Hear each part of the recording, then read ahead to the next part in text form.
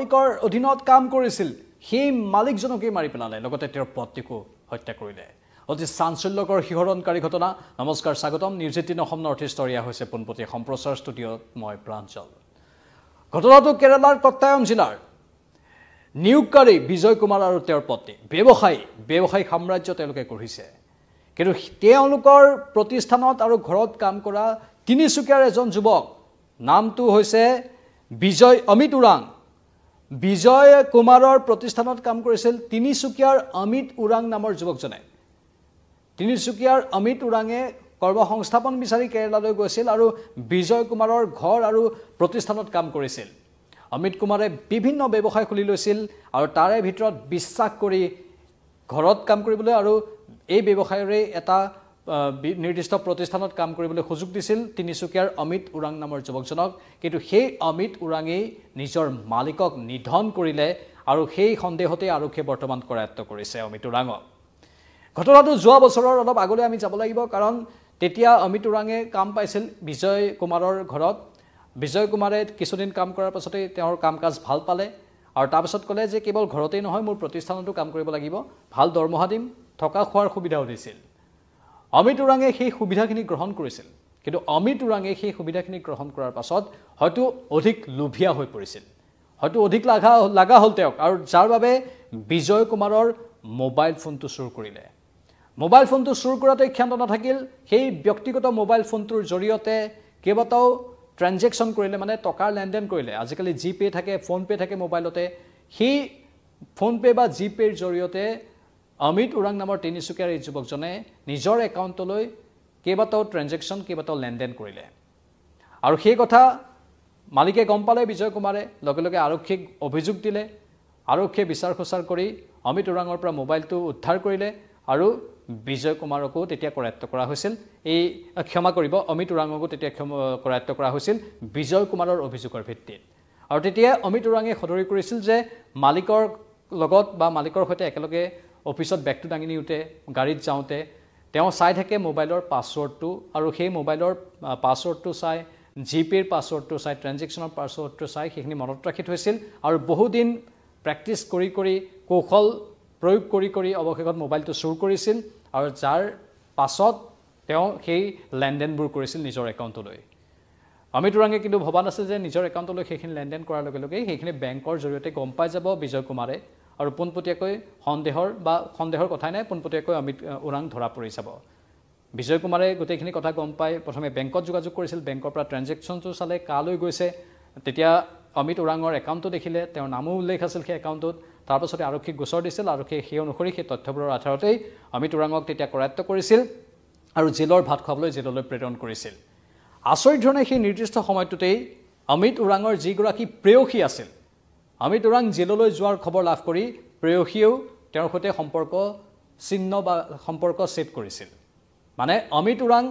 এটা দুষ্কাৰ্যত লিপ্ত হ'ল চুৰি প্ৰবৃত্তিত লিপ্ত হ'ল চুৰি কাৰ্য সংঘটিত কৰিলে তাতেই সীমাবদ্ধ নাথাকি কেইবাটাও টকাৰ লেনদেন কৰিলে মালিকৰ একাউণ্টৰ পৰা আৰু প্ৰেয়সীয়ে সেই কথাটো গম পাই স্বাভাৱিকতে সহজভাৱে নল'ব আৰু সেই অমিত উৰাঙৰ মহাভুলটোৰ বাবেই তেওঁৰ প্ৰেয়সীয়ে তেওঁৰ সৈতে সম্পৰ্ক ছেট কৰিলে আৰু যাৰ পৰিণতিত জেলত থাকোঁতেই অমিত উৰাঙৰ মনত প্ৰতিশোধৰ অগ্নি জ্বলি উঠিছিল আৰু জেলৰ পৰা পাছত ওলাই আহি অমিত উৰাঙেই পৰিকল্পনা ৰচনা কৰিলে কেনেধৰণে বিজয় কুমাৰ আৰু তেওঁৰ পৰিয়ালক ধ্বংস কৰিব পৰা যায় আৰু সেই অনুসৰিয়েই শেহতীয়াকৈ অমিত উৰাং বিজয় কুমাৰৰ বাসগৃহলৈ আহিল আৰু কিবা সুযোগ বুজি যিখিনি তথ্য এতিয়ালৈকে পোৱা গৈছে সুযোগ বুজি বাসগৃহৰ ভিতৰত প্ৰৱেশ কৰিছিল বাসগৃহৰ ভিতৰত প্ৰৱেশ কৰি বিজয় কুমাৰ আৰু তেওঁৰ পত্নীক ঠাইতে নিধন কৰিলে বা হত্যা কৰিলে আৰু তাৰ পাছত তাৰ পৰা পলায়ন কৰিলে কিন্তু এইবাৰো এইগৰাকী যুৱকে অসমৰ তিনিচুকীয়াৰ এই যুৱকজনে আকৌ ভুল কৰিলে কাৰণ চিচিটিভিত গোটেই দৃশ্যবন্দী হৈছিল ঘৰত প্ৰৱেশ কৰাৰ আৰু লগতে আন কেতবোৰ তথ্যও আৰক্ষীয়ে পালে যাৰ আধাৰতে এইগৰাকী অমিত উৰাঙক কৰায়ত্ব কৰিছে বৰ্তমান সোধপোছ চলাইছে আৰু শেহতীয়া সোধপোছত এইখিনিয়ে গম পোৱা গৈছে যে এই যি পূৰ্বে চুৰি কাৰ্য সংঘটিত কৰিছিল চুৰি কাৰ্য সংঘটিত কৰাৰ ফলত যি তেওঁ জেললৈ যাবলগীয়া হৈছিল তাৰ ফলত প্ৰেয়সীৰ সৈতে সম্পৰ্ক ছেদ হৈছিল তাৰেই হেনো তেওঁ প্ৰতিশোধ লৈছে কিন্তু এই অমিত উৰাঙে গোটেই মান সন্মান নোহোৱা কৰিলে যিসকল যুৱক যুৱতী বাহিৰলৈ কৰ্মসংস্থাপনৰ বাবে যায় তেওঁলোকৰো এক প্ৰকাৰ নাক কাটিলে চেকা বা গাত দাগ লগালে এই অমিত ওৰাঙে এই অমিত ওৰাঙৰ এতিয়া দৃষ্টান্তমূলক শাস্তিৰ দাবী উত্থাপন হৈছে খুদ অসমৰ পৰা বাহিৰলৈ যোৱা বহু যুৱক যুৱতী এই ক্ষেত্ৰত মাত মাতিছে আৰু এই ঘটনাক ধিক্কাৰ দিছে গৰিহণা দিছে আৰু অমিত ওৰাঙক কঠোৰ শাস্তি বিহিবলৈ দাবী জনাইছে এই অমিত ওৰাঙৰ মুখমণ্ডল এয়া অমিত ওৰাং তিনিচুকীয়াৰ বাসিন্দা আৰু যাৰ প্ৰাণ ল'লে এয়া মালিক কেৰালাৰ কট্টায়ম জিলাৰ বাসিন্দা এওঁৰ ব্যৱসায়ী হয় আৰু তেওঁৰ ব্যৱসায়ী পত্নী স্বামী আৰু পত্নীয়ে মিলি ব্যৱসায় চলাইছিল পত্নীয়ে সহযোগ কৰিছিল বিজয় কুমাৰক আৰু এইগৰাকী অমিত ওৰাঙে যি বিশ্বাস কৰি তেওঁক মকৰল কৰিছিল নিয়োগ কৰিছিল নিজৰ ঘৰত বা প্ৰতিষ্ঠানত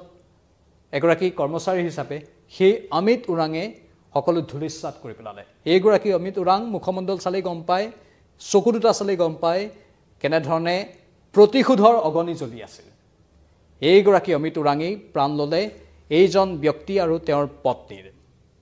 স্বামী স্ত্ৰীৰ প্ৰাণ ল'লে অসমৰ এইগৰাকী তিনিচুকীয়াৰ যুৱকে নিশেষ কৰিলে নিয়োগকাৰী আৰু পত্নীক অতি আচৰিত হৈছে সকলো এই ঘটনা সঁচাকৈ লোমহৰ্ষক শিহৰণকাৰী আৰু অতি ভয়ংকৰ বিশ্বাসো কৰিব কাক তাক লৈ এতিয়া চিন্তা হৈছে সকলোৰে এনেকৈ যদি কোনোবাই নিজে অপকৰ্ম কৰি অপকৰ্মৰ শাস্তি পোৱাৰ বাবে যদি সেই পৰিয়ালটোক আকৌ ধ্বংস কৰিবলৈ চায় মানে সেই নিৰ্দিষ্ট যুৱকজনৰ মনত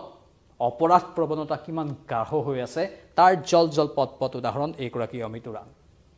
অপৰাধ প্ৰৱণতা নাথাকিলে এনেধৰণৰ অপৰাধিক কাম কাজবোৰ কোনেও কাহানিও কৰিব নোৱাৰে যিমানেই দৰিদ্ৰ নহওক কিয় যিমানেই টকাৰ অভাৱ নাথাকক কিয় যাৰ মানসিকতা অপৰাধীৰ মানসিকতা হয় সেই লোকজনে এনেধৰণৰ অপৰাধ সংঘটিত কৰে অলপো পিছলৈ ঘূৰি নাচায় এবাৰো চিন্তা কৰি নাচায় যে এই সৰু অপৰাধটো বা যিকোনো অপৰাধে পৰৱৰ্তী সময়ত গোটেই সমাজত কেনেকুৱা প্ৰভাৱ পেলাব তেওঁৰ নিজৰ চৰিত্ৰত কেনেকুৱা প্ৰভাৱ পেলাব বা আন লোকৰ ওপৰত কেনেধৰণৰ প্ৰভাৱ পেলাব সেই কথাখিনি ভবাৰো থল নাথাকে এইটো হৈছে গুৰুত্বপূৰ্ণ খবৰ সেইকাৰণে আমি আপোনালোকৰ বাবে আগবঢ়ালোঁ স্বাভাৱিকতেই এই সন্দৰ্ভত বহু প্ৰতিক্ৰিয়া আহিবলৈ বাকী আছে আমি প্ৰতিক্ৰিয়াবোৰ পৰৱৰ্তী সময়ত শুনাম আৰক্ষী আৰু কি তথ্য লাভ কৰে সেইখিনিও আমি আপোনালোকক জনাবলৈ চেষ্টা কৰিম এই ক্ষেত্ৰত আমাৰ সদায় দৰ্শকসকলৰ কি মতামত কমেণ্ট বক্সত কমেণ্ট কৰি জনাব বিদায় লৈছোঁ নমস্কাৰ